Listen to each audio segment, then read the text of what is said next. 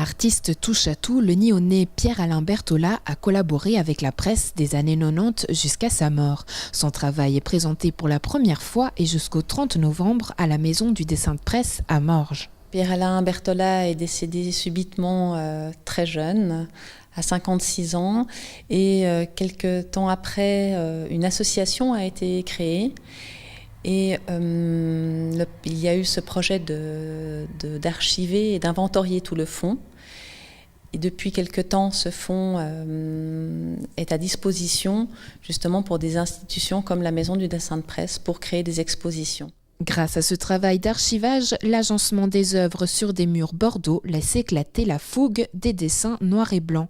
Pas à pas, le public découvre le processus qui transforme les mots en images. Première partie au centre avec les dessins originaux qui sont exposés à côté des coupures de presse. Une partie sur le grand mur du fond avec des dessins originaux sans les coupures de presse pour que le public puisse vraiment entrer dans l'œuvre de Berthollat, dans son trait. Et une partie avec des dessins qui ont illustré un feuilleton qui est apparu dans le Samedi culturel du temps avec des croquis vraiment qu'il a fait, qui sont exposés dans la vitrine, et ces dessins qui illustraient les articles écrits par Serge Michel. Je pense que beaucoup de dessinateurs font des croquis, on ne les voit pas forcément. C'est l'avantage de pouvoir travailler sur un fond comme ceci, c'est qu'on va justement redécouvrir ou découvrir ces croquis que le public ne voit en général pas.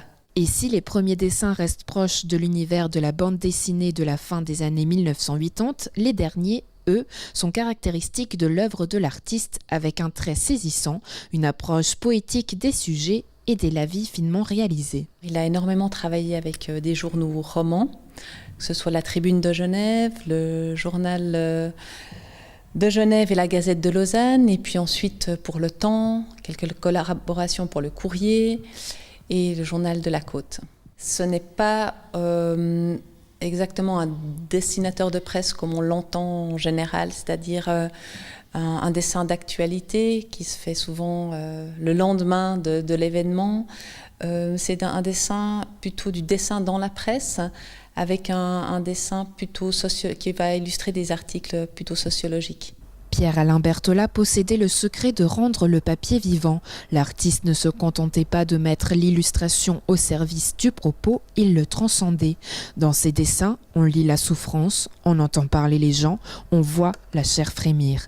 Un rapport à l'image intime qui résonne entre le papier et le public.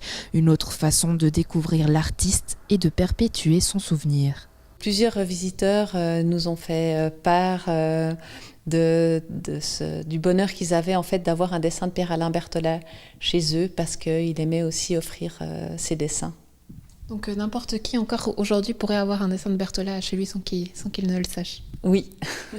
Comment est-ce qu'il reconnaîtrait le dessin de Berthollat ? Ils sont toujours signés. On reconnaît sa signature en bas, et puis en général c'est quand même des dessins qui ont été donnés lors d'un échange pour justement un article. Donc étant décédé il y a très peu de temps, toutes ces personnes ont en souvenir ce lien d'amitié qu'ils avaient avec lui.